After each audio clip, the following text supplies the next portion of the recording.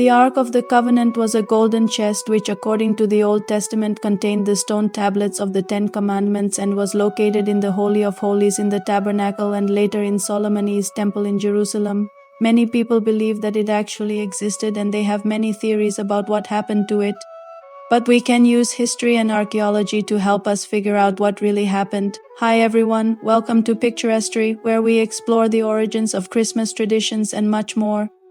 While there's no definitive proof that the Ark of the Covenant existed, for the sake of this video, let's just assume that it did. According to the Bible, the Ark was created by God and Moses was the first person to make contact with it. He received the 10 Commandments from God at the mountain of Sinai, but they were given to him on stone tablets. They were put in the Ark to be kept safe. The chest was constructed according to very specific instructions given by God to Moses, including details like its dimensions, how it should be carried, who could carry it, and even how it was to be made. After the Exodus, the Ark was carried by the Israelites during their 40 years in the desert. It traveled with them until they came into the land of Canaan, then settled in Shiloh and later Jerusalem. It remained in the Holy of Holies in Solomon's temple for several hundred years. It was used in religious ceremonies and brought out on special occasions, such as when King David brought it to Jerusalem after defeating the Philistines, or when Solomon brought it up to the temple he had built for it. The Ark was considered to be the dwelling place of God on earth. It symbolized his presence and power, and so it was treated with great reverence and respect, but eventually it disappeared. There are several stories in the Bible about the Ark, but none of them tell us exactly what happened to it. In 2 Chronicles 6 verses 15 through 17 it says, "And it came to pass when the priests were ready to do the first assignment that they brought out the Ark of the Covenant of the Lord, and all Israel with him shouted, so that the house of the Lord might be filled with the glory of the Lord. And when the priests came to bring the Ark of the Lord, they brought it in and set it between the cherubim. Then the cherubim spread their wings and lifted up the Ark and the temple of the Lord. So the priests came and blessed the people in the name of the Lord, and the people answered, Amen, Amen." This passage describes the dedication of Solomon's temple and the Ark being brought into the building. It was placed between 2 huge cherubim statues made of olive wood overlaid with gold. Their wings stretched out over the Ark, covering it completely. In 2 Chronicles 35 verse 14, it tells of King Josiah repairing the temple and having the Ark brought into the temple again.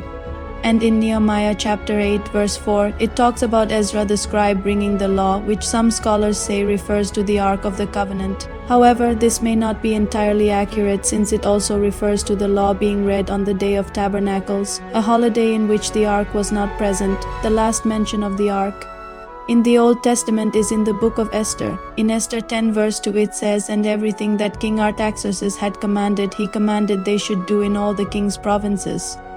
In every province according to the king's language, and in each people according to their writing, and the Jews according to their scriptures." The last time the Ark is mentioned in the Old Testament is after Esther saves the Jews from annihilation at the hands of Haman. Some scholars believe that this means the Ark was taken out of the temple during the Babylonian destruction of Jerusalem in 586 BC and has been lost ever since. Many Christians believe that the Ark still exists somewhere, though it may need to be rediscovered. There are many claims of its whereabouts, but none of these have been proven. One theory suggests that it's buried in the Mount of Olives. This idea is based on a saying attributed to Jesus in Matthew 24 verse 2, which reads, "And as he was set down, his disciples asked him privately, telling him, 'Tell us, when will these things be? What will be the sign of your coming and of the end of the age?'" In context, Jesus was talking about the destruction of the temple. He said that not one stone would be left upon another that will not be destroyed.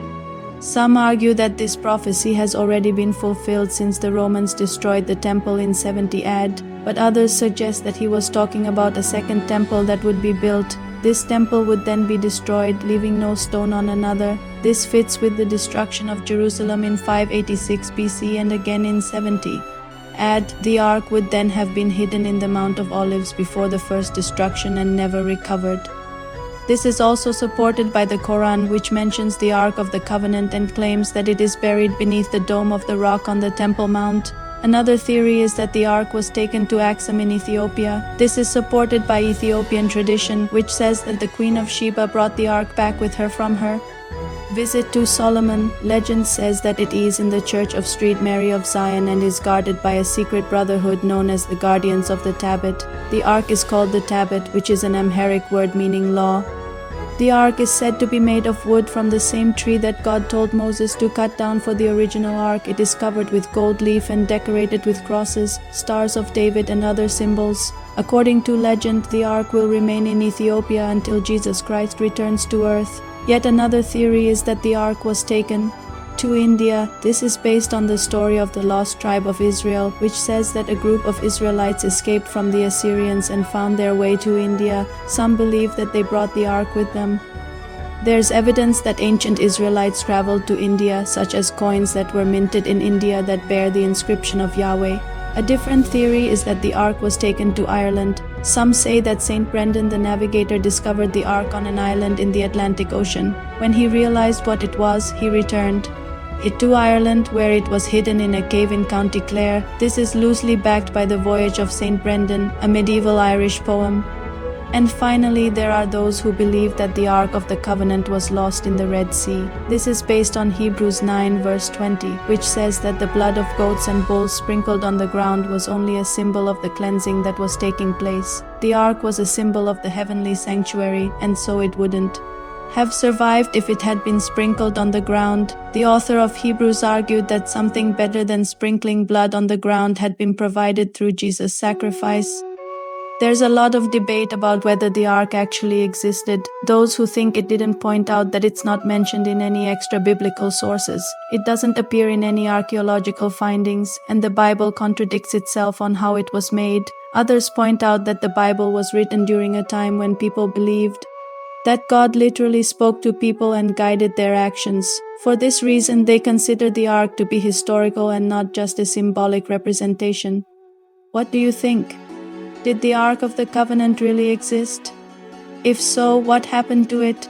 Let me know your thoughts in the comments below, and while you're there, don't forget to subscribe so you don't miss any of our future videos. We'd love to have you join our growing family. I hope you enjoyed this video. To watch another one of our videos, click here to learn about the origins of mistletoe, or click here to see why Santa Claus wears red, and don't forget to keep an eye out for those sneaky elves who like to sneak into videos and hide.